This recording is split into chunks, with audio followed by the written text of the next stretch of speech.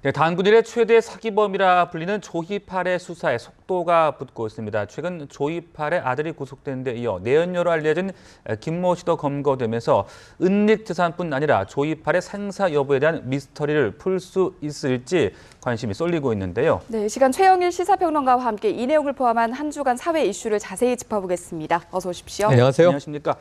조희팔의 내연녀로 알려진 김모 씨가 범죄 수익 은닉 혐의로 검찰에 긴급 체포됐습니다. 글쎄요, 조희팔의 생사 여부를 좀 가려낼 수 있는 인물이 될지 어떻게 보고 계십니까? 네, 우선 생사 여부도 첫 번째로 중요한 이슈고요. 네. 두 번째로 이제 은닉 재산들을 그렇죠. 피해자가 워낙 많기 때문에 은닉 재산을 찾아야 되는데 지금 추정되는 바로는 약 1조 원 가까이 그 이상 은닉돼 있을 것이다. 그런데 이제 긴급 체포된 이 김모 여인의 경우에는 이 중국으로 지금 달아나 있던 상황에서 조희팔의 측근으로부터 예금성, 양도성 예금 증서죠. CD라고 하는 것을 10억 원 정도를 받아서 은닉한 혐의가 포착이 된 겁니다. 그래서 이렇게 경찰이 수사를 하면 그 주변 인물들이 다 나오는데 네. 아들도 이제 구속이 됐고요. 그다음에 이제 내연녀도 긴급 체포가 됐고요. 네. 그런데 왜 그동안 수사를 이렇게 열심히 하지 않았을까? 이제 이런 문제가 오히려 의혹이 대상이 되는 상황이 됐고요. 적어도 이제 최측근 강태용의 송환이라든가 여러 가지 측근, 내연녀까지 긴급 체포가 된 마당이어서 생사 여부, 그다음에 은닉 재산 이러한 부분들에 대해서는 수사가 급물살을 탈 수밖에 없고요. 급물살을 타지 않으면 오히려 이제 이상한 정황이 될 것 같습니다. 네. 네, 이렇게 사망과 관련된 미스터리 그리고 재산과 관련된 미스터리를 푸는데 어느 정도의 영향을 줄지 좀 더 피부에 와닿게 설명을 해주시죠. 네, 그렇다면요. 우선 예. 이제 조희팔 자체가 죽었느냐 살았느냐인데 이 55세 김모 여인, 이 내연녀는 조희팔의 사망 당시에 중국 가라오케에 함께 있었던 사람입니다. 어찌 보면은 그 사망에 이르게 된 사고가 벌어진 상황을 직접 목격한 제1 목격자가 될 수 있겠고요. 그다음에 이제 10억 원의 CD를 받은 정황을 경찰이 이제 확인했기 때문에 그렇다면 10억이 다겠느냐. 그 이상의 어떤 자금들이 이 여인을 통해서 흘러가지 않았겠느냐 하는 문제들이고요. 그리고 사실은 조금 이게 이거 어떻게 해석해야 될지 모르겠는데 조희팔에게는 최소한 3명의 여성이 있었던 것으로 지금 드러나고 있습니다. 네. 네, 우선 김모 여인 55세가 하나 있고요. 또 몬순이라는 이제 매우 이상한 별명을 가진 42세 여성이 있습니다. 지금 이제 이 사람도 곧 잡힐 것으로 저는 판단을 하는데 이 중국으로 밀항을 하던 그 당시에 함께 있었고 이 가방을 하나 조희팔이 맡기면서 이 42세 또 내연녀에게 이것은 목숨처럼 간직해라. 유병헌 때도 비슷한 얘기를 들었었죠. 네. 이 가방이 넘어가면 큰일 난다. 그래서 그 가방 안에는 이 정관계 로비 내역을 포함해서 비자금 내역이 들어있지 않겠느냐 하는 이제 추정들이 지금 흘러나오고 있거든요. 그래서 이 지금 잡히지 않은 또 제3의 내연녀를 찾아야 되고요. 그리고 이제 이 장례식에까지 참석했던 부인이 있습니다. 이 구속된 아들이 바로 조희팔과 이 부인 사이에서 났는데요.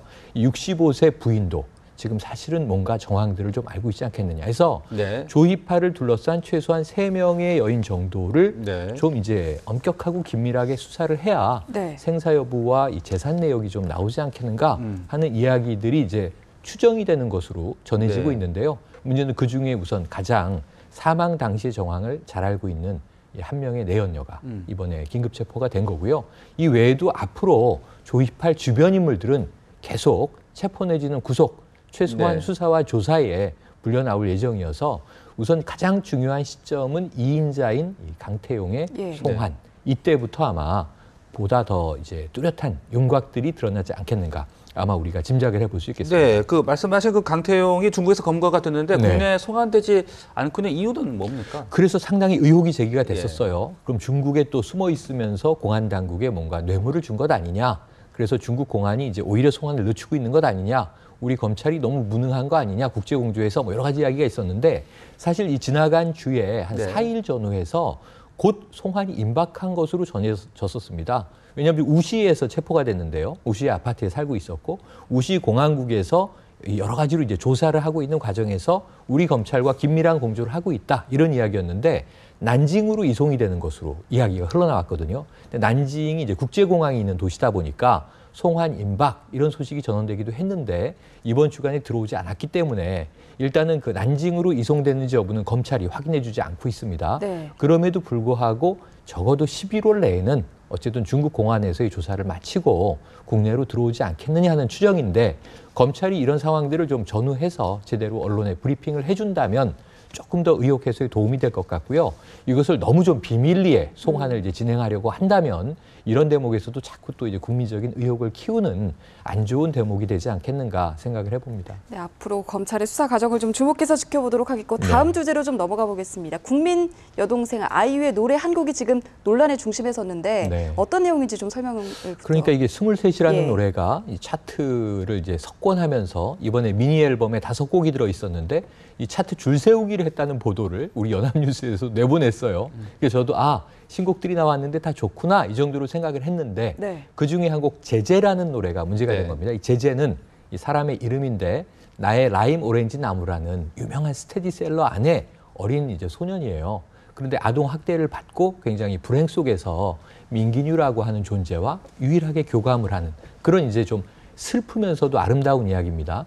그런데 이제 이 청소년 시기 이 책을 읽은 사람들은 다 감명을 받거든요. 근데 아이유도 이 책은 나에게 소중한 책이어서 제제를 소재로 해서 노래를 만들었다고 하는 것이죠. 직접 네. 작사 작곡을 하고.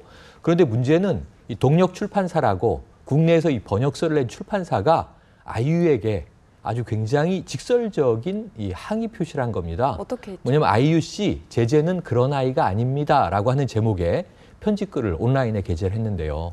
문제는 이제 아이유의 이 노랫말 가사에 보면 이 제제가 섹시하다라는 표현이 있고요. 그 다음에 이제 교활하다는 표현도 있고요. 그리고 나무 위로 올라와서 뭐 입 맞춰 달라든가 꽃을 꺾어 달라든가 좀 네네. 은유적인 표현이 있는데 출판사는 그것을 이제 선정적이다라고 해석을 한 겁니다. 예. 그리고 이제 앨범 커버에 흔히 그림이 들어가는데 제제로 추정이 되는 한 아이가 약간 이 핀업걸, 이렇게 이제 걸그룹의 이제 브로마이드 사진이라든가 이런 형태로 이렇게 이제 이 좀 묘한 자세를 하고 있어요. 그런데 그 또 이제 발에는 스타킹을 신고 있는 겁니다. 그래서 그 일러스트와 가사 내용을 조합해 볼 때 이것은 좀 소아성애적으로 느껴진다. 예. 선정주의 아니냐 하는 이제 문제를 제기한 겁니다. 근데 이제 이 출판사의 문제 제기에 이어서 또 평단의 여러 평론가들, 좀 유명한 분들은 이제 허지웅 평론가라든가 진중권 교수 같은 네. 사람들이 출판사의 이 글에 대해서도 굉장히 센 반박을 한 겁니다.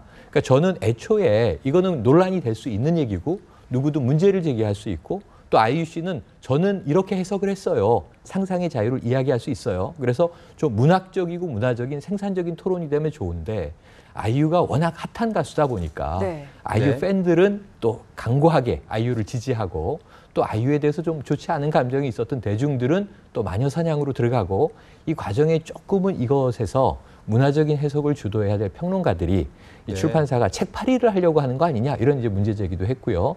또는 이제 굉장히 요즘 그 역사 교과서 국정화에 또 빗대는 이야기도 네. 나오면서 좀 말들이 너무 거칠어지고 격하게 흘러가고 있다. 그것이 문제이다.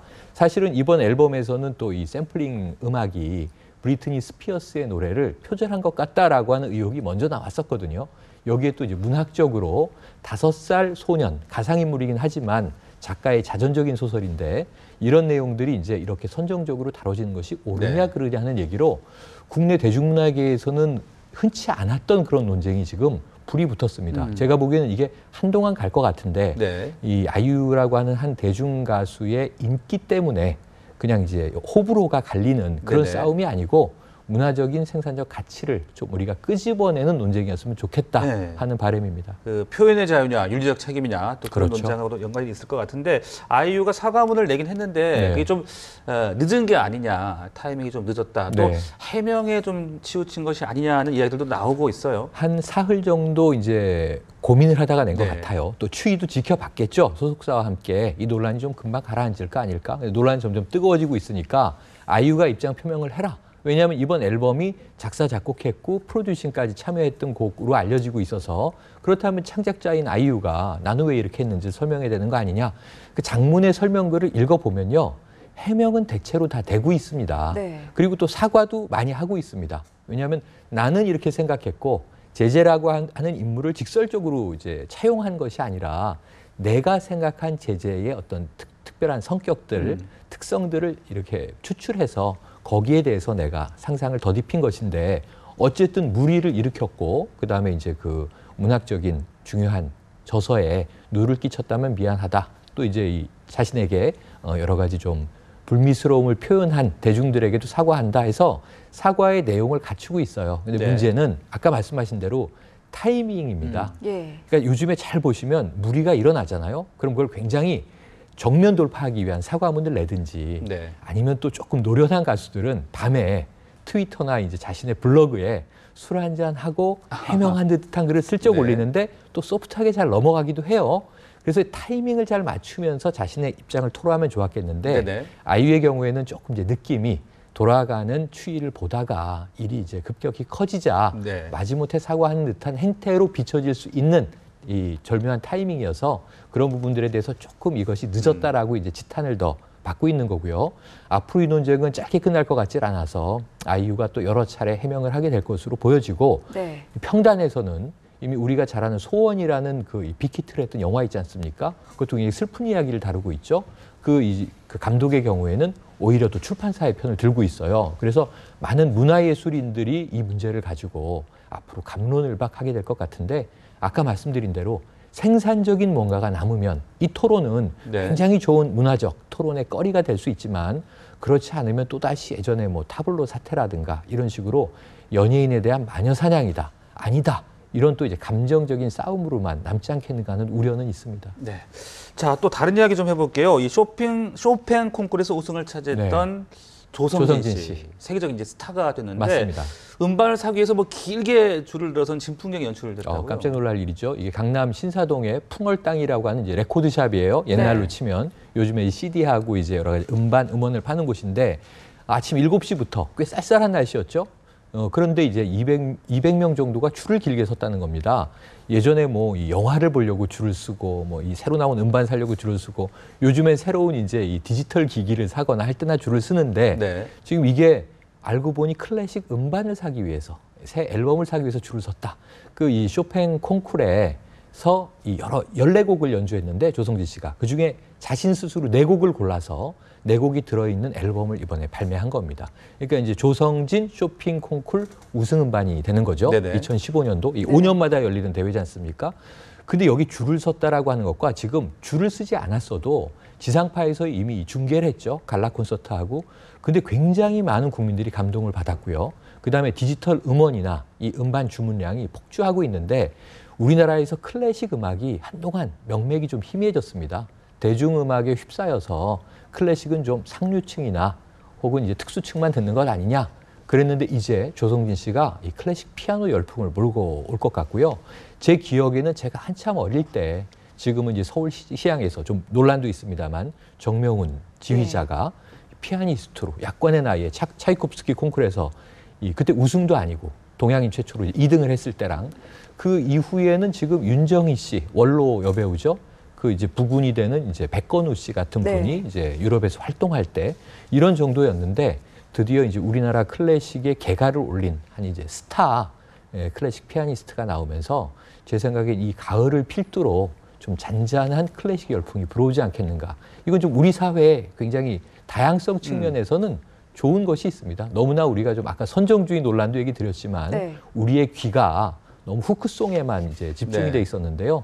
정말 이 아름다운 쇼팽을 비롯해서 이 클래식 작곡가들의 음악들을 들으면서 조금 더 우리가 여유로운 마음을 가지게 되는 네. 한 예술적 계기가 되지 않겠는가 네. 기대가 큽니다. 네. 그런데 그 이렇게, 사람들의 긴 줄이 또 한 의류매장 앞에서도 있었다고 네. 하더라고요. 아, 이건 네. 좋지 않은데요. H&M과 발망의 콜라보레이션 행사였는데 뭐 며칠 전부터 노숙을 했다는 분도 계시고 네, 옷을 이게 사기 참 위해서 심각합니다. 몸싸움에 뭐 거의 좀 난장판이 욕설에 됐다라고 뭐, 하는데 난장판 됐습니다. 예. 이게 그 H&M은 중저가 브랜드고요. 스웨덴 브랜드입니다. SPA라고 우리가 흔히 부르죠. 그래서 이제 제작에서 유통까지 다 해서 값싸게 보급하는 쪽이고 프랑스의 발망은 꽤 비싼 명품인데 콜라보레이션을 해서 발망의 브랜드를 붙였는데 굉장히 싸게 나온 거예요. 예를 들면 이제 이번에 가죽 라이더 자켓이라고 젊은이들이 좋아하는 게 발망 브랜드는 한 4,500만 원 하는 것이 이번에 콜라보를 하면서 34만 원짜리가 나온 겁니다. 그러니까 10분의 1 이하 가격으로 살 수 있으니까 난리가 났고 일주일 전부터 노숙 행렬이 그러니까요. 이어졌던 겁니다. 그러니까요. 텐트도 치고. 근데 거기는 또 이제 중국의 유커들도 있었어요. 그랬는데 1인당 10분씩 30명씩 매장에 들어가서 쇼핑할 기회를 줬는데 통제도 잘 되지 않았고 그다음에 약속도 잘 지켜지지 않았고 물건이 뭐 바로바로 없어지는데 리필도 안 되고 하다 보니까 네네. 저 티셔츠 내가 사이즈 하고 집었는데 또 다른 사람이 동시에 잡으면서 예. 티셔츠 모자 가지고 막 싸움이 많이 났습니다. 그래서 정말 여기서 상처받은 사람들이 많은데 또 1인당 한 점씩만 팔겠다고 했는데 10점 이상씩 싹쓸이를 해간 사람들이 있는 거예요. 이 사람들이 뭔가 봤더니 되팔기 위한 장사꾼들, 돈을 리셀러들. 더 붙여서 뭐 네. 파는. 이미 인터넷에서 지금 이게 며칠 전 얘기를 우리가 하고 있는 거거든요. 예. 근데 아까 말씀드렸던 34만 원짜리 옷은 70만 원대에 팔리고 있고요. 55만 원 내외 하던 옷이 지금 100만 원 넘게 팔리고 있습니다. 그러니까 2배 붙여서 팔고 있다는 거고요. 네. 이게 한정판 제품이기 때문에 그렇습니다. 이 리미티드 에디션들은 수량을 정해서 팔기 때문에 지속적인 공급이 안 되잖아요. 이런 문제가 생기고 있는데 적어도 이 리셀러들은 무슨 얘기를 하냐 하면 사재기를 일단 해두면 어떻게 됐든지 5만 원, 10만 원만 마진을 더 붙여서 팔아도 이익이고 10개 팔면 뭐 직장인 월급 정도로 벌 수 있다는 거죠. 네. 그런데 지금 이미 특정한 상품들은 인기가 좋아서 2배의 가격으로 며칠 만에 팔리고 있으면 정말 우리가 이게 안표 장사꾼하고 다를 바가 뭡니까? 이 줄 앞에 서 가지고 표를 다 한꺼번에 많이 사서 인터넷에서 오프라인에서 안표 팔아요 해서 뭐 10,000원, 20,000원짜리를 10만 원 이상으로 팔잖아요. 이런 행태인데 자, 우리가 규제 완화 시점이긴 하지만 이건 좀 불법적인 상술이니까 네. 이런 부분들은 어떻게든 단속을 해야 되는데 좀 업장도 나몰라라 하고 있고 당국도 나몰라라 하고 있고 이게 피를 보고 이게 상처받는 것은 애꿎은 소비자들만이 아니냐. 네. 그래서 이런 부분들에 대해서 눈살을 찌푸리는 일이 이번에 좀 아까 클래식 매장에 줄 서는 건 너무 좋은데 네. 이 우리 매장은 조금 안타깝게 됐습니다. 네, 한 주간의 사회 관련 이슈 짚어봤습니다. 오늘 말씀 잘 들었습니다. 고맙습니다. 고맙습니다.